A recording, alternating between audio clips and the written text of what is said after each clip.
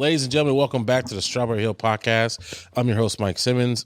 And like I say, always, we are at the Shop Cigar Lounge. Make sure you come and see us. We've got live jazz music every Friday and Saturday.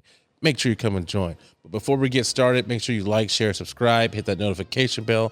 Make sure you follow us on all social media platforms at Strawberry Hill Podcast. And today, if you want to learn about money, we got the right guy. Today, we got tech evangelist, crypto enthusiast, day trader and entrepreneur, and co-founder of New Wall Street, Mr. Chris Dunlap. I worked on that intro, bro. You did a great job, man. You did a great job. Sums everything up. Yeah, how you doing, man? I'm doing good. I'm doing really good, man. No complaints my way at all. How about yourself? I'm good, man. I'm good. Just blessed to be here. Same. So, are you originally from Wyandotte County? Yeah. Here we go. I'm a dot boy. Dot original. I started in the lower numbers, 30th and Wood, and then moved out to like 70th, 61st and 70th, then ended out on like 82nd in Ohio. But yeah, I've been all around. So you know the dot questions that everybody asks, like, you know, where'd you grow up? You already answered that. Yeah. What school did you go to? I went to Coronado. I went to Lindbergh Elementary. And then high school, I went to Sumner until my senior year, and then I graduated at Harmon. Yeah. Cool. So what did you do after high school? So I went to college. All about business, so I want to know how you got there. Yeah. So after high school, I went down to a little D2 in Pittsburgh, Kansas, Pittsburgh State University. I studied business, and then I was a double minor. So my business administration was my major. Then I had mathematics and economics as my minor. I'm going to stop you there. Did you, in like high school, did you just know that like, I'm going to get into business? Yeah, I did always. That was just always my thing. And man, I tell this story. I got my, I always had this hustle about me, right? And I just remember one time, I knew I had the gift. One time, I was like 10 years old, and it was this girl in the neighborhood was like, "Yo, I got this gold ring, you know what I'm saying, for $10." But I could make 50 off of it. But everybody thought it was fake because it had one of those bullion coins in it, and those are pure gold, so they look orange. And I was like, I'll buy it. And I bought it for $10, and I've been holding on to that thing ever since I was 10 years old. What? Yeah, and I just knew what it was because I knew about gold and stuff like that. I was just always a curious cat. So what piqued your interest in I guess, money making? Growing up struggling, right? You grow up struggling, and then you just realize you don't want that for yourself, right? So I was always the little kid with the different side hustles. I was on the candy van, right, going around the houses selling boxes of candy, and I realized later in life I was a part of a little scam, the pyramid scheme. Little scam as a kid. But hey, as a teenager, you making $100 in a day some days, right? So it was good to me. So yeah, just always wanting to do better in life and have better for myself as I got older, right? It was, sometimes you're that kid where the team shoe is a Jordan and you got to get the Nike Monarch high tops, and you're like, man, I'm not going to dad shoes. Yeah, like I've got to get out of this cycle at some point in life. So that was really it. So you went to Pitt State. Yeah, I went to Pitt State. And then you said you went there for business? Yeah, I went there for business. Yeah. Interesting story. Sorry to cut you off. No, you good. My first thing was, and I wish I probably would have stuck with it. It was a technology, right? I went there as a computer programmer, right? That was my thing, computer information systems. And I remember one of my classes, it was this coding project, and I just kept getting this error. And I'm talking about hours after hour. And it wasn't like it was today where it'll tell you exactly where it's at. You have to comb through code to find it. And so I had a older friend of mine, one of my brother's friends, that was already out in the world doing it. And I was like, man, can you help me with this? And we found it, and it was like a period misplaced. And I was like, you know what? This is not going to be my life, right? And so I switched over to business, right? So, and what year was this? Man, I graduated high school in 2000. So this was like 2000, 2001. And so the reason why I asked, because like I assume, and I'm not trying to be stereotypical, but I assume that you were one of few African-American people that went into that field. Yeah. Computer programming. Yeah, absolutely. Yeah. But well, even that in like investment and, money making and all that stuff, the other classes that you have to take for that. Yeah. Like you just don't see a lot of African-Americans that go that route. And so like, I'm applauding you for doing that because like you just don't like, we always talk about money, but we don't like talk do about money or do anything about it. Yeah, for sure. So what did you do outside of college? I mean, so you went to college and then you were like, all right, now what am I going to do? Yeah. So after college, man, again, I came out in 2004, and I think that was one of the right after like the .com bust and all that. It was a little rough as a college kid, almost what they're going through today, right? It was one of those times where it was very hard to find a job, and I ended up taking this little warehouse job. You know what I'm saying? And but they told me I got hustled. They were like, it's a warehouse job, but it's a path to management, right? But we want you to go through all the different steps. But I'm sitting here working in a warehouse, frustrated, like, man, I got scammed. I went to college for nothing. I'm making, you know what I'm saying, $11 an hour doing this. This is crazy. Eventually worked my way out the warehouse, did get into a sales role, and then I was like, okay, sales is where it is. That's where you can make the money. That's where, you know, it's pretty uncapped. And so from there, I just started bouncing around to different sales roles. And then, you know, I got to a point where I was like, you know what, I still love technology, but I also like the sales because of the uncapped potential. And so I went to go work for this startup company that was doing education technology. And with me, I always was like, what's my next step going to be? Yeah. And so I went to work at this startup company, and I was like, I'm gonna do this for 3 years to get the necessary skills. But after those 3 years, I want to go to the MBA of technology or sales. So I was like, after 3 years, I want to work for one of the big three: Microsoft, Amazon, or Google. And so 2 years and 8 months into that, I got a call from a recruiter, right? A couple of recruiters, and I ended up landing at Microsoft. Oh, shit. So, yeah. So I did that the first time around for 5 years. And then after 5 years, I got recruited over to AWS, which is the Amazon cloud. So what are you doing there? Just sales? Sales, yeah. I was a sales rep. And so then I got recruited over to AWS in sales as an account executive. And then 3 years there, and boomerang back to Microsoft. And so once I got into sales, like I was like, yeah, man, this is it, right? And then while I was in there, I started learning about something that a lot of us don't know either, and that's equity. Equity packages, right? When you get into certain sales roles, you actually get equity packages, and I knew nothing about that. Yeah. When I got the offer from Microsoft, and they were like, "Here's your salary plus this," I was like, "Plus what is this? Shares in the company? What is that?" Yeah. And so I learned about that, and then that just took me to another level of understanding about just how the world works. Right? I was always in the finance stuff. Right? I learned that in college. I was in a class where we were talking about the stock market. And that was my first introduction to investing, like 2008 in my master's program. And so once I learned about equity and company roles, I started playing the game. That's why I went to AWS. It's like, oh, I can get equity here too without having to buy the stock. Okay, I'm gonna come over here, but I need this amount of equity. And my game was the stack. Like, okay, if I get enough in equity, I can be, you know, set just off of shares in these companies that I didn't have to buy. So I started playing the equity stacking game. Damn, that's crazy. That's smart too. Yeah.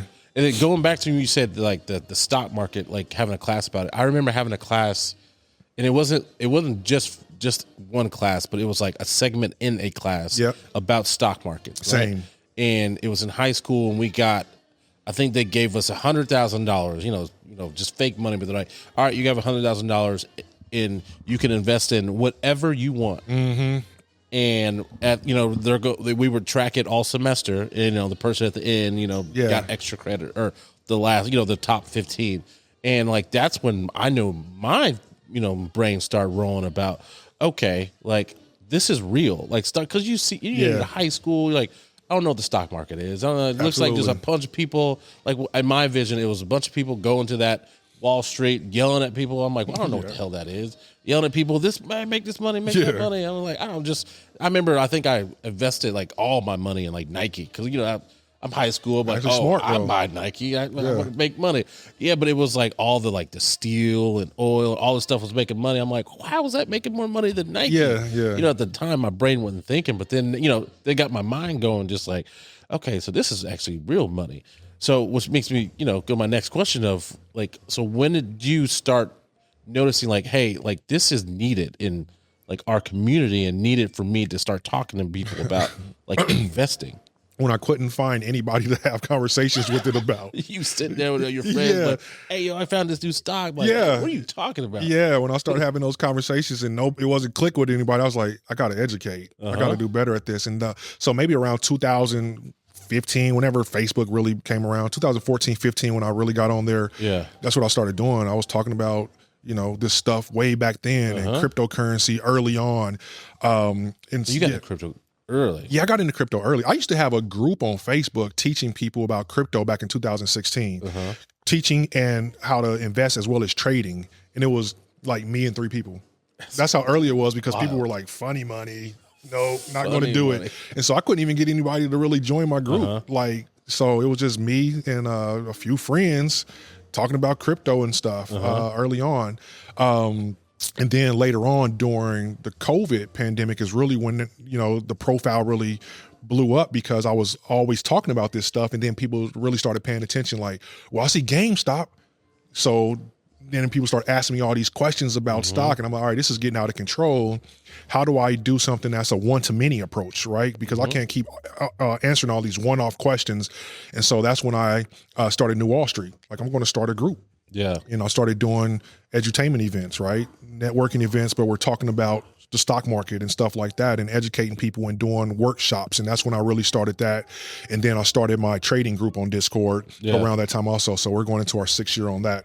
But yeah, back to your question, it just started because I was talking to myself about this stuff. And so you said you co-founded New Wall Street with a couple of people. Yeah. So how's that going? It's going great. It's going great. Constantly growing month over month.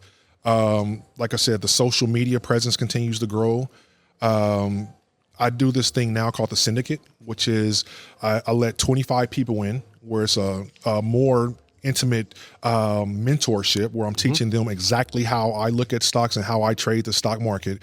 And now it's just like beating down the door. I have my wait list open for a few weeks, and the numbers of signups was so much I had to shut it down. It's like there's no way I'm going to be able to sift through all who I'm gonna let in, right? So it's been good though. So do you still go around, do talks and stuff like that? And you know, I slowed down this year because I went so hard for so long. I just got a little. I just had to breathe, right? Like I was telling you, I think this is maybe the 1st or 2nd podcast that I've done this year for that reason. I just wanted to slow down a little bit and really focus on the group and giving them the attention they need, getting my traders to be profitable, stuff like that. But I went very hard. So 2026, I plan to get back on it and go 100 miles an hour again. so tell me how New Wall Street works. So like if I wanted to join, and it's in Wall Street. In you.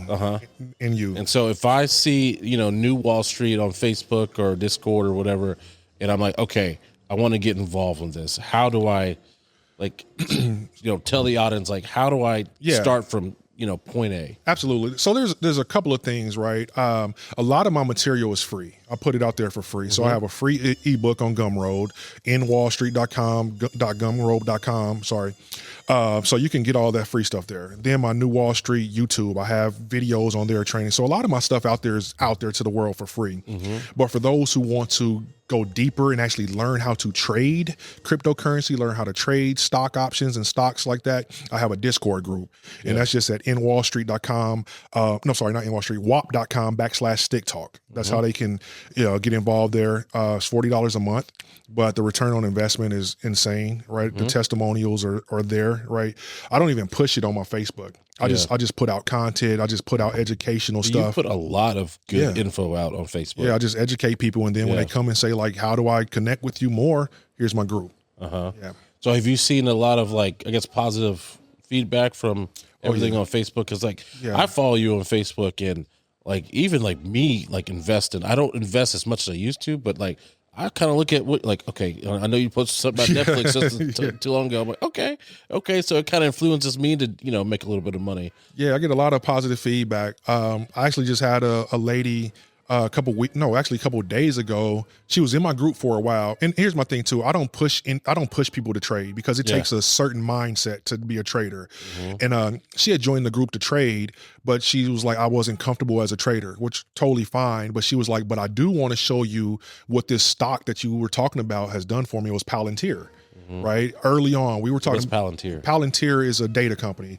You may have heard about them because, unfortunately, they're the one that's doing a lot of the aggregation of aggregating the data of like immigrants, right? So a lot of people look at them as the evil big brother. Yeah. But we were talking about Palantir back when it was $10 to $14. So she got into it early, and she was just showing me how she had like an 1,100% return on that investment. Yeah. What is it at now? Palantir just hit $200 today. Yeah. So she's up even more since she reached out to me. And, she was in the group for a month. So she paid $40, realized trading wasn't for her, but still took the advice on the portfolio build out and got into things like Palantir, NVIDIA and stuff like that. And now she has a very solid portfolio. Man, that's awesome. Yeah. So I want to ask you about crypto. Yeah. And I'm going to come at it as like the most illiterate person because I'm back and forth on it. Yeah. So I'm going to just, and please chime in, Mr. Isai, if you want to. So why should someone trust crypto in is it a good investment or not? So crypto is a broad term, right? Crypto is like saying currencies. Yeah. Should I trust fiat currencies, which are paper currencies? Like the US dollar, yeah, because it runs the world, but the Zimbabwe dollar, maybe not, because inflation's on it 7,000%, right? So same thing with cryptocurrency.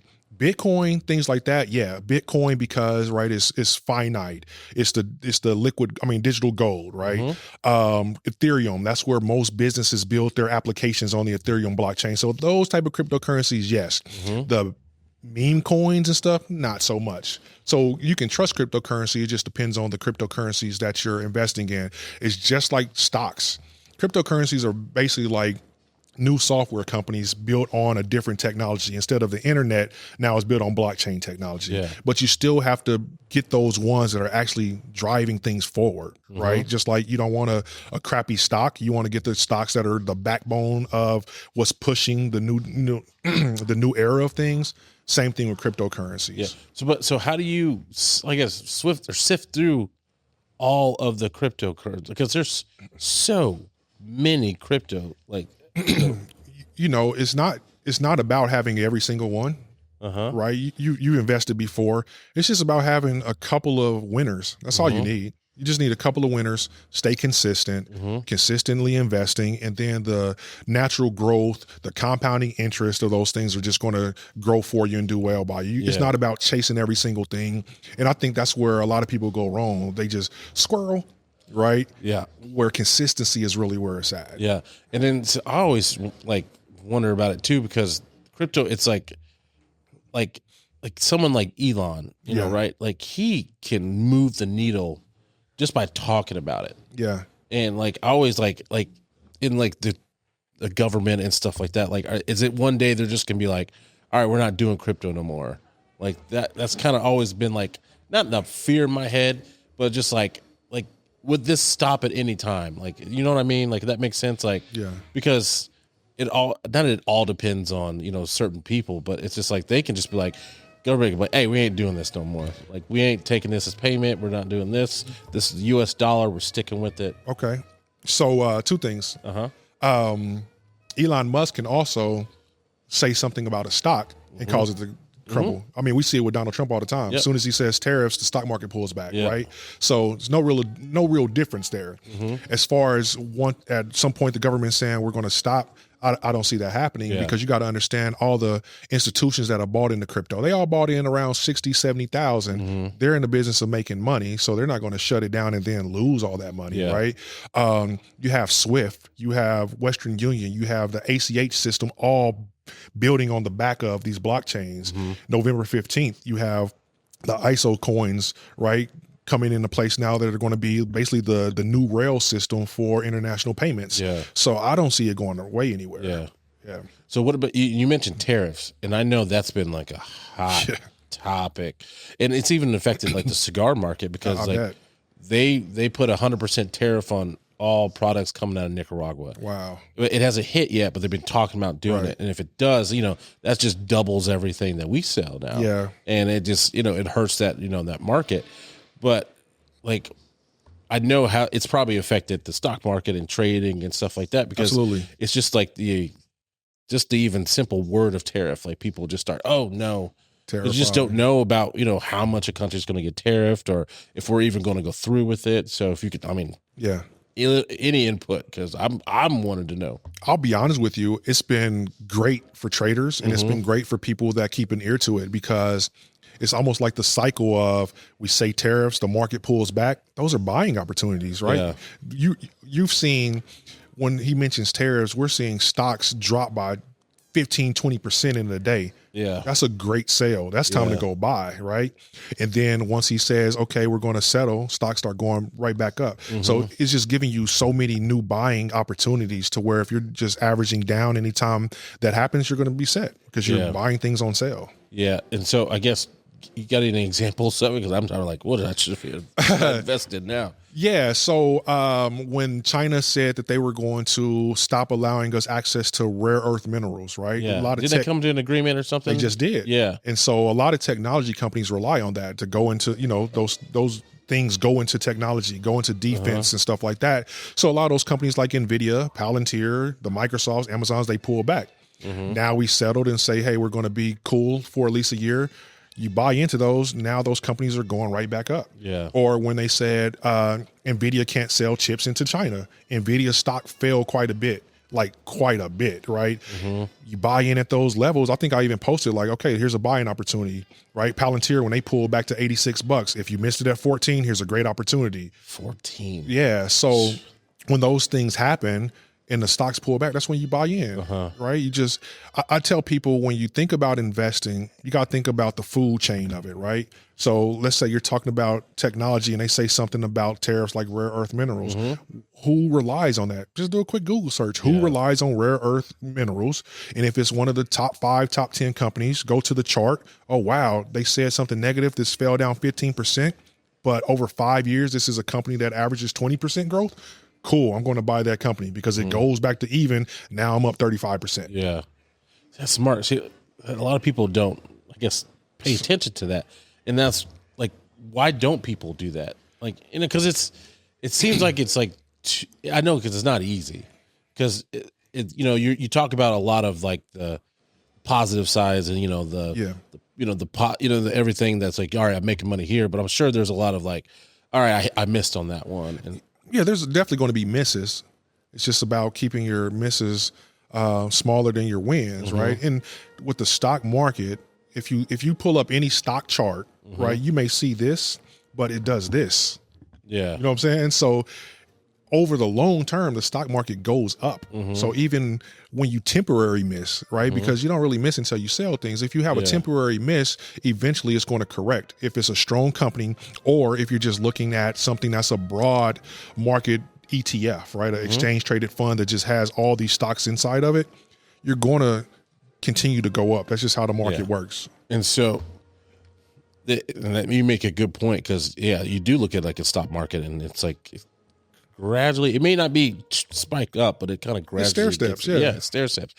But AI, I know that's been like a hot topic too about all the AI technologies coming out, and like, is that affecting the market now too? Absolutely, because a lot of companies have huge expenditures in AI, right? They're spending a lot on the technology that powers AI, and so when it comes to like earning seasons, right, the analysts want to see, is this paying off, right? And if the estimates aren't lining up with what they're expecting, it can cause some stocks to fall.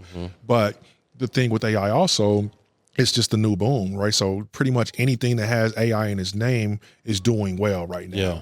But I would say over the next, 3 to 5 years, if the growth doesn't line up with what's expected, we may see a huge pullback in a lot of technology companies.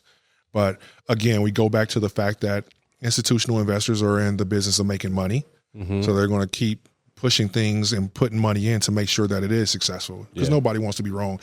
Too many people were wrong about metaverse, right? For them to not do too many people are wrong about were metaverse? wrong. Oh, we're wrong. Remember, metaverse was super, this metaverse, and then AI came and people just had to pivot. So I think they have done a lot of their due diligence this time around. That's why when you think about AI, it was Microsoft and OpenAI, and a lot of companies were kind of hesitant and waiting, right, doing their due diligence before they start jumping on the AI train. So I think they were a lot more diligent about this time around, so they're not wrong again. Yeah.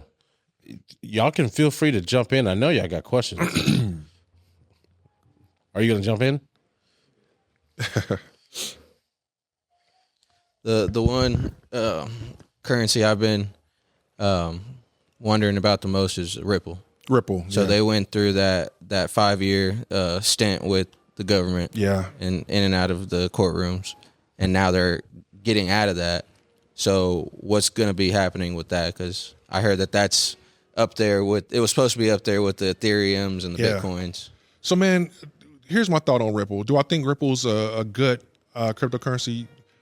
I'm going to say I'm slanted because, you know, like I said, I had my group in 2016. We were in Ripple before it hit a cent, right? So for me, I'm like, yeah, Ripple's great.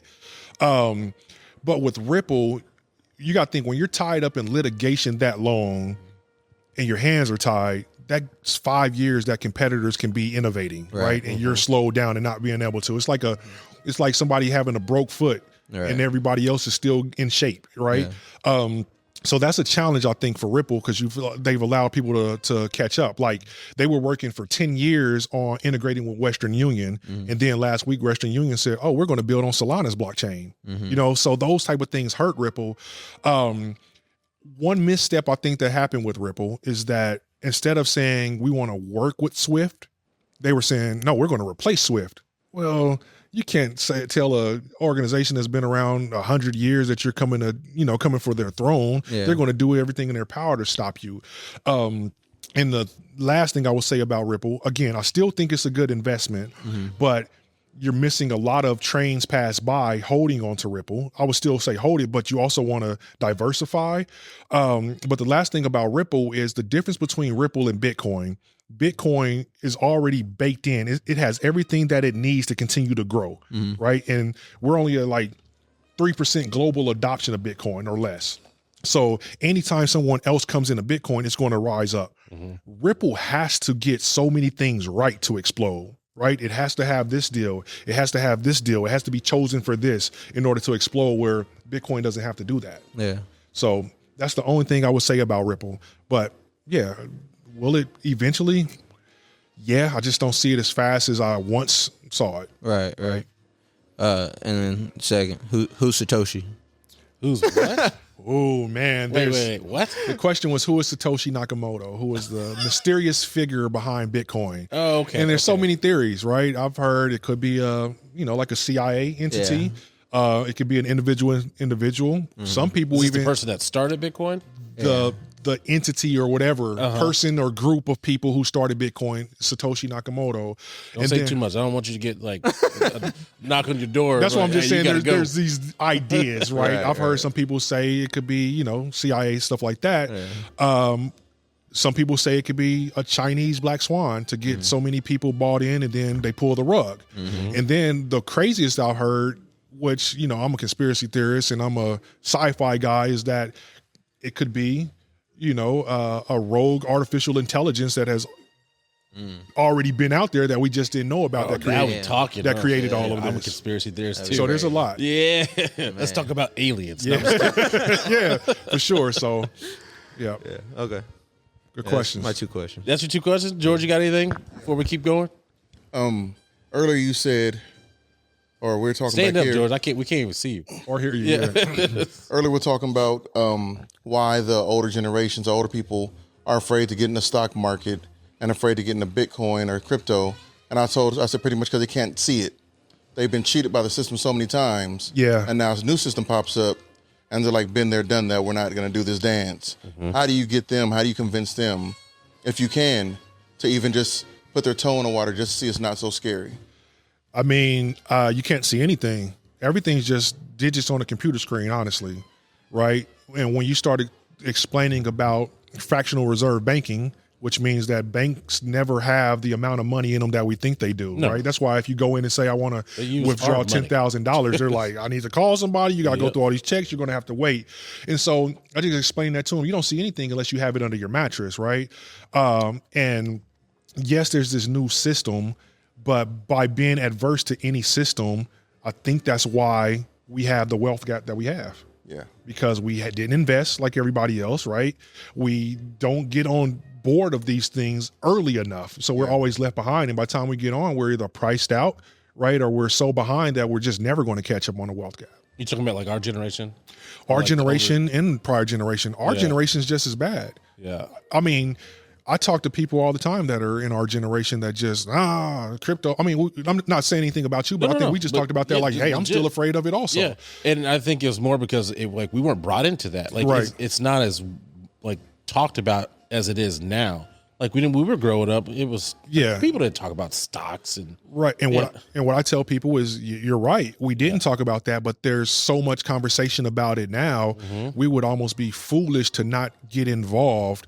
And sometimes you just have to be a risk taker. I've always been a risk taker, and sometimes you just have to be a forward-thinking individual to get ahead of things as opposed to catching up when it's too late. Because now all people say is it's too expensive. It's too late. Like, how many times are we going to say that? Yeah. Would you say Robinhood's a good tool for the everyday person? Yeah. To get in? Yeah. Early on, I hated Robinhood. Yeah. But So now, explain Robinhood to everybody. Robinhood is a broker, right? You can either buy crypto, you can buy stocks, you can trade and stuff like that. Early on, I didn't like Robinhood just because the technology wasn't there.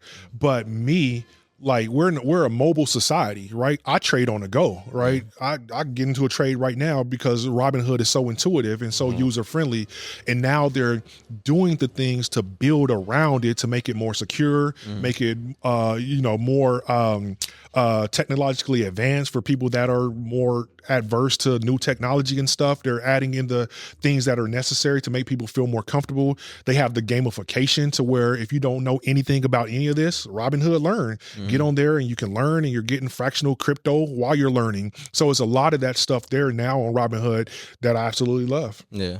So during the meme coin era, during COVID times, Eastside invested all his money in the Haktua. No, I didn't. No. So I did really well with Doge and AMC. Yeah. At that time, just because I saw the hype surrounding it and I took advantage of it. But during that time, Robinhood halted trading and prevented a lot of people from coming up a lot. Yeah. So what do you think about stuff like that? No, I think some of that is not understanding how the game works. Because it wasn't just Robinhood. Oh yeah. It was every platform halted trading, right? Is that like not understanding like How it works. like the companies didn't or the people didn't? The people didn't. Yeah, no. Yeah, so people were like, oh, I hate Robinhood, but it was every platform halted, right? They just did it again with Beyond Meat last week. It started going crazy, and they halt these things, and they have these breakers because of liquidity. Yeah. Again, everything's fractional reserve. If they don't have the liquidity, this is going to take these businesses under. And what's going to happen? They're going to protect the institutions before they and protect you. But on the downside, also, they halt when it starts falling fast to protect the end customer, right? Because if it starts falling fast and everybody goes broke, they know reputations are damaged. So it happens both ways. Okay. Yeah. That's a good question. Yeah, there's just breakers on both sides of that to protect. Gotcha. Great question. Keep it going from the gallery. So I like in the it. stock market, what would you say would be a safer investment so you don't want to go wild and get into video games? So I got on SLI about 3 weeks ago, and it's gone up exponentially since 3 weeks ago. Yeah. Me and my family have a WhatsApp group thing we do together. Smart. So we put it in there. We watch it for about a week, see if we're going to throw 20, 30 bucks on it and see what happens with it.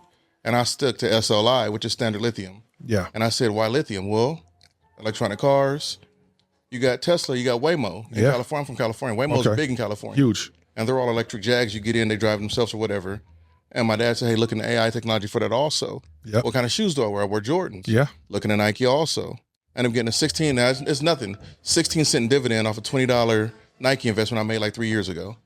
And I was like, but that's 16 cents I didn't do anything for. Absolutely. So if you do the math on that, like what do you give to the average person a safe stock or a safe group of stocks they can look in to make sure they're not losing anything crazy? Yeah.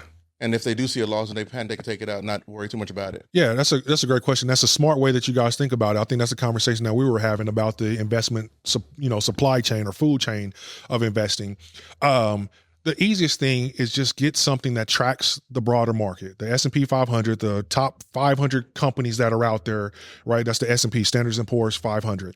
You get a ETF, which is an exchange traded fund, which is basically a bucket of all those companies. And by investing in an ETF, you get percentage ownership of all of those companies, right? So something like SPLG, which is a S&P 500 one. I like that one because it's low cost. I think right now it's about $70, right? It performs about 15 15% growth every single year. There's like a 1% dividend on top of that, which dividends, right, unless they're above 3% are really basically evening you out for inflation, right? Yeah. But it has good growth, and most people can afford it. Then you have the other ones like VOO, which a lot of people talk about, but it's $600. So most people are like, yeah, I can get fractional of it, but people like wholes. I want a whole share of something. So SPLG gets you the same exposure, the same growth for less money.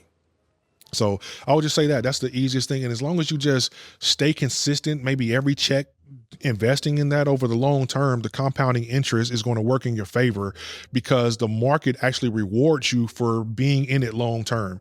It's like you investing in a company, right? If I keep investing with you, you're going to reward me, right? And as your profits go up, hey, here's some more kickback. Here's some more kickback. Yeah. Same thing with the stock market. And you'll be amazed if you do like a compound interest calculator, you'll be amazed at what you put in versus what the market rewards you for. It's usually like you put in 30%, the market's going to reward you 70% of what your growth looks like. It's insane if you do one of those calculations. Yeah, and it's still crazy because like a lot of people I don't know about all that. And it's like, I'm glad that you're going around talking about it because I think a lot of people are afraid to invest their money into something they don't see. I know. But another thing you don't see is inflation. Yeah. The dollar is losing 1% every 10 days, right? Over the last, I think it's 60 years, the dollar has lost like 80% of its purchasing value. People don't see that. They just see their dollars and think, oh, I got dollars. Yeah. That's why everything's so expensive. It's because the dollar doesn't have as much value as it used to. So yeah, you don't see the investing, but you do if you look at your screen. Yeah. It's right there. You can't touch it, but you see the numbers on there. You see your likes. You can't see likes on Facebook, but you look at it every day, right? You see your likes. It's the same thing. Only stock actually has value. So, well, then the question is, what percentage of horror stories would you put next to what's actually happening? Because our friend David, whose dad worked for Enron, and one day he got the call that 800,000+ of his retirement was gone in a morning. So what percentage of like stories exist like that? Because we're going to remember the bad more than the good. Absolutely. I don't know a number on the percentage of stories that are out there like that. I mean, there's definitely a lot out there, I would imagine. But I think that also comes from people being too risky, right? Not educated enough, just entrusting Joe Smo. Hey, I got this great idea. Cool. Here's all my money without any due diligence. But again, if you just stay consistent with safe investments, like I just talked about, like VOO, Vanguard, those type of companies, and you stay consistent with that, you're going to be okay. I think the horror stories come from, again, the people that just don't do just the slightest amount of due diligence. And I think that happens a lot because in our mind, we're like, cool, it's easy. I'm gonna just put my money over here with this person. And if it goes wrong, I can blame them. Yeah. Right? Instead of having accountability. So I wasn't the dumb person, they were. Right. It's their fault. So I'm gonna sue the people, right? So I teach people. I teach you how to look at it. I teach you what to look at in the company. I teach you what to look at on a chart. I teach you how to see if a business is good or not. Financial accountability. And literacy, right? Yeah. We don't chase foolishness, right? Not saying like when you think about GameStop, AMC, there was hype around it, but a lot of people chased it. And then since they made money, they were like, I know what I'm doing. And then the next thing they lost it all. And so they didn't slow down to learn. I was going to ask you about that is, do you think that would ever happen again? Like something like AMC and GameStop? Not at that level. Yeah. But yes. Like Beyond Meat just went bonkers from 20 cents to $7. I think it topped out at $8 last week in a week. Went from like 20 cents to $8. So that's crazy when you think about that. That's over 1,000% return. Yeah. Insane. So yes, they happen at smaller scales. Will it get out of control? I don't think it'll get out of control anymore. Not so much because of the institutions will stop it. I think because the people have learned and said, I'm gonna get my money and I'm gonna get out. Yep. So I think more people are like, I'm gonna get my money at this level and I'm out of there. So then another question is, I'm looking at my kids, their future. I have a job, they don't have a job right now. Right. I get paid, I take $50, split it between the two. What would be something, a stable that can grow with them, stock option or index fund, that I could put that money in so that they're getting their return? Because like you do the compound interest calculator, they're 12 and 14. Oh, yeah. By the time they hit 21 and 23, it's going to be a lot of money. It could be six figures, even with that $25. Yeah. SPLG. I'm SPLG. You're about 15% return every single year. So you just think about that. 15% compounding whatever you put in it for the next 15, 20 years. You're handing them, $100,000, $200,000 at 25 and 30 years old. Yeah. And the beauty of that is what we didn't have, right? Like you said, I retired early because I always wanted to start a business. Now imagine if at 25, you're getting handed over $250,000. Now it's like, okay, I could just let that continue to grow and I can go do something I'm passionate about. Yeah. As long as I get a little bit of money to cover my bills, I know I'm set in retirement. Yeah. But I wish more people had that mindset though. And that's what I'm trying to do. I know. And that's why you're on the show. Yeah. I try. And I agree though. Because I grew up different, and I wasn't like most of my friends where it's just like, I'm not about to spend all my money on something stupid. Yeah. Like the first moment I saw my money make me money, I was addicted. Addicted. And I was like, okay, I'm about investing and trying to figure out how I can make this dollar into 10. Yeah. And that's what I like kind of not really grew up with, but like, my dad, but my dad really taught me like work ethic, right? You work, you get more money, you get the nice things. It's like, all right, cool. I learned that. But then I started like getting into, investments and stuff like that and saving. And I'm like, okay, once I saw that chart, I remember when I saw that chart it was like 2008, 2009, where it was like, you put X amount of money into this, and in 15, 20 years, you make this. I was like, sold. What? Yeah. And I was like, all I got to do is just put this much money in once a month or twice a month. I was like, all right, yep. Yeah. I was like, you ain't going to see me in 15, 20 years. But and the thing is like, unfortunately, a lot of people still say, man, 15 years is a long time. And I always say, look back on the last 15 years of your life. It goes by that quick. Fast. And where are you, right? It goes by so fast and people just don't, but a lot of people don't have that long-term mindset, unfortunately. And it's like, what's the worst that can happen if you do? Because only other thing you're doing is going out and spending it on stuff that you pissing away anyway. So, okay, I'll lose money investing or I'll lose money blowing it. Got a 50-50 shot, right? But there's a better opportunity with the investment part of it. I see do you got something you say? No. Okay. I know we've been talking a lot about investments and stuff, and I love it, but I know I was at a summit with you, what was it, 2 weeks ago down here, downtown. And then you talked about, and which I didn't know, you talked about like a $10,000, like not like a loan, but like, hey, like you help out small businesses and stuff like that. You want to talk about that? Yeah, the Kansas City Growth Grant Foundation. So this year for 913 Day, sometimes I just have wild ideas. And for 913 Day, I just woke up and was like, I want to give away a grant to somebody, right? A $9,130 grant. So I had people submit their business ideas, and I chose businesses to give a grant to. But there were so many that I liked, I ended up doing 3. And so after doing that and posting about it, somebody reached out. My partner in KC Grant Foundation reached out and was like, I like what you did. Let's do it more frequently. And we talked and I was like, makes sense. Let's do it. So we started this nonprofit organization, and yes, for small businesses to submit their businesses. And, based on who's chosen, every quarter we have an opportunity for somebody to win $10,000 in a grant. No loan, no nothing, no strings attached from us. Here's money to help you with your business. Because again, seeing the things that I've seen in the corporate world, and, I have a mentor who's a venture capitalist, right? That's major globally. And we don't have, coming from where we come from, we don't have these opportunities, right? You are like me. Your investments come from you, not loans, right? Nope. I bootstrap everything I do. I trade in the stock market for everything that I do with my business. And I just know a lot of people don't have opportunity, but they have businesses that are great. They have ideas that are great. So we're like, let's help. They just need just that little push. Just a little bit of a push. Yeah. Let's help. Man, that's awesome. Yeah. And when did you start that? Like it just recently? Started like 3 weeks ago. Oh shit. Yeah. So well, like I said, I did the grant, and then when he reached out, because I was going to still do the grant every year, right? Because the overwhelming interest in it, and just seeing the stuff that's out there, and the people who didn't win, I'm like, man, I want them to get another chance for the next year. And so he was just like, let's just do it a quarter. Cool, let's do it. Yeah. I love it. So how does somebody like do they just contact you if they want?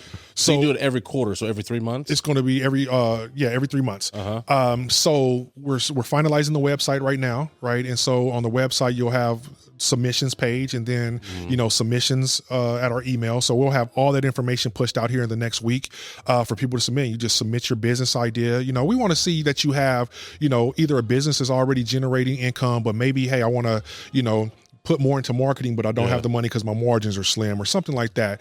Or if you have an idea that you're just like, I just need the startup capital, right? And one idea that I was talking about when I was talking to my business partner, because he was like, nah, I don't want people to just have an idea. I was like, well, listen, there's a story of a kid that I know from COVID time who started selling shoes.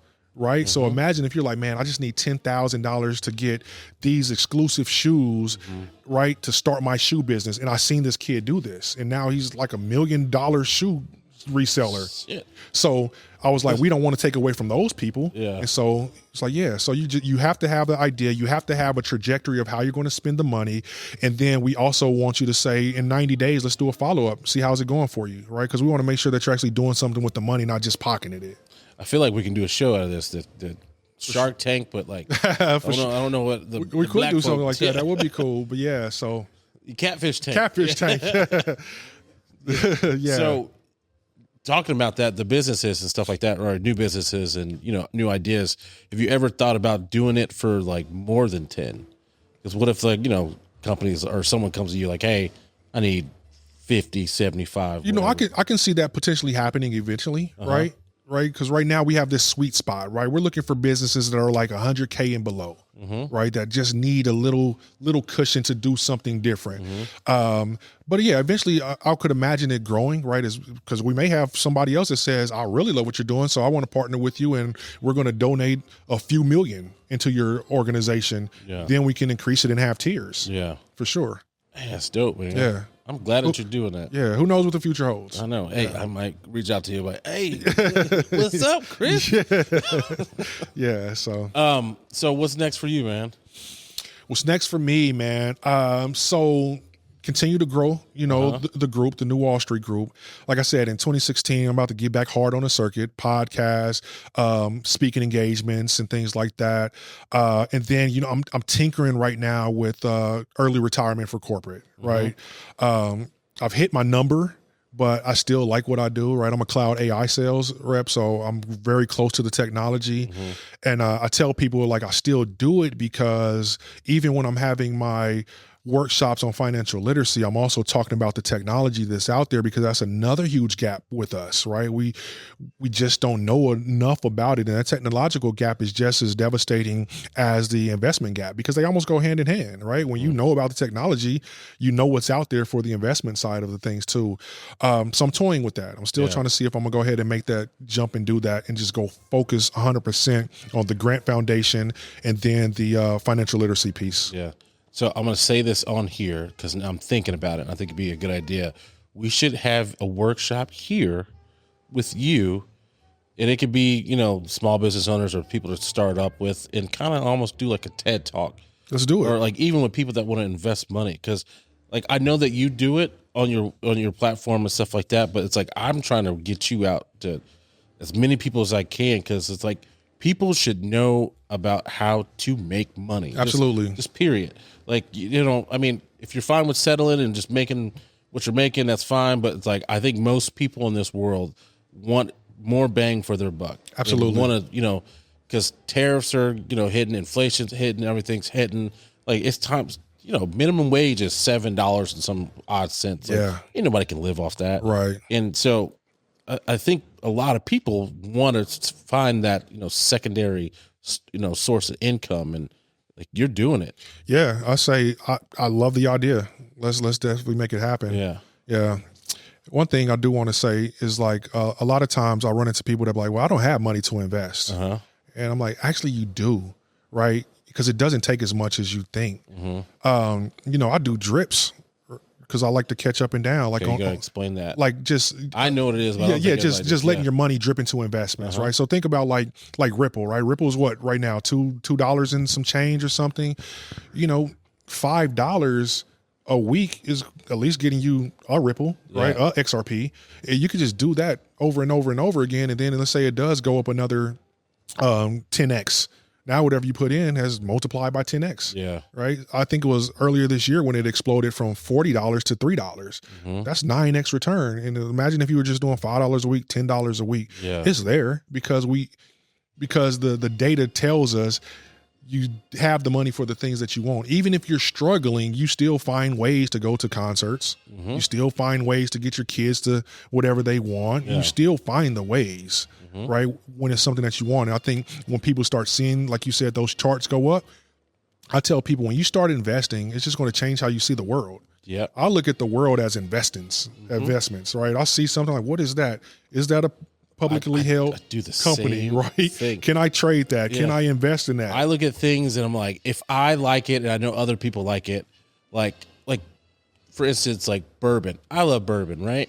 I love it. I know a lot of people like it, but it's like I don't want to invest in bourbon. I want to invest in like MGP, like the people that make the bourbon, Exactly. everything for all the other companies, Exactly. and like, how do I invest in that? And like, I looked at their returns, all this stuff. I'm like, Smart. okay, I'm gonna put a little bit of money in this because I'm not trying to invest in Jack Daniels or something. I want to invest in the companies that they buy the grain from, and like those are, in like steel and all. I mean, that's when you start, like you said, your mind starts thinking about you're going and walking around the world and you're like, okay, I like that. How can I make money off of that? Absolutely. Yeah. I did that with Coca-Cola. A lot of people are like, I want to invest in Coca-Cola.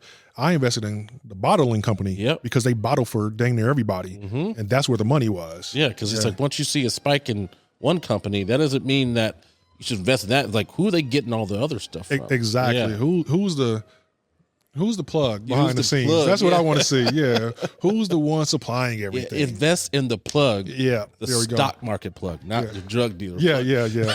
And I got that mindset from this. I read this story a long time ago of this guy who got rich not investing in Apple. He got rich by investing in the person who actually made like it was like this component that cell phones need. Yeah. And he was like, they supply that to every cell phone company. That's what I'm going to invest in. So he got rich off of that, not actually investing in Apple. So that's what made me start thinking about what's the supply chain of these things that are out there, just like you're talking about. All right. I think one more question. So, All right. talking about people who don't have a lot of money, what I did, I have an Acorns app.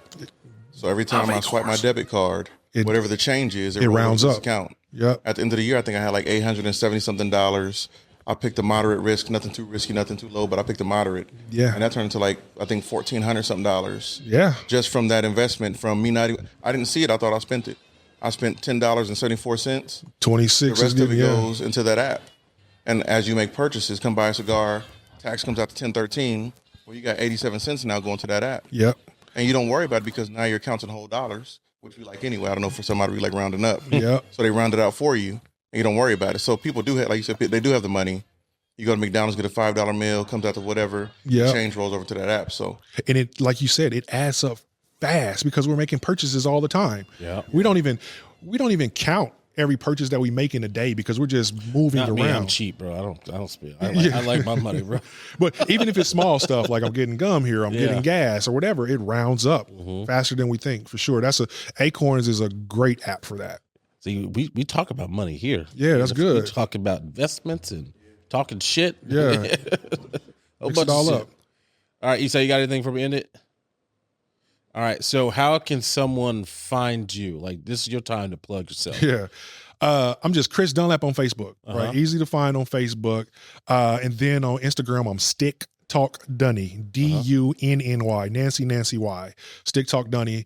Same on TikTok, right? But I spend most of my time between Facebook and Instagram. Yeah. Honestly, that's where most of my audience is.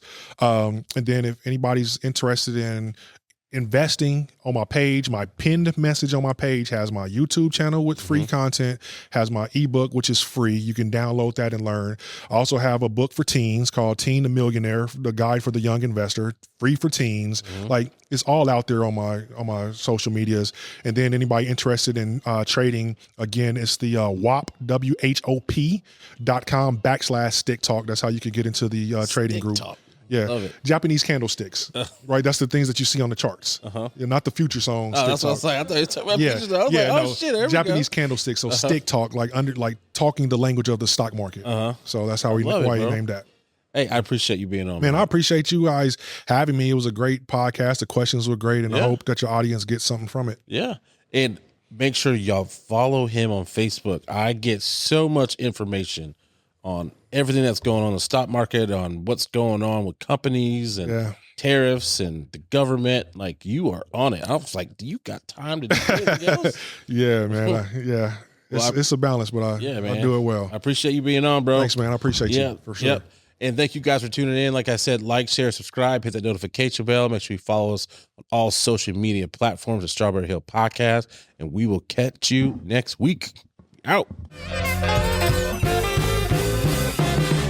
Goodbye, everybody.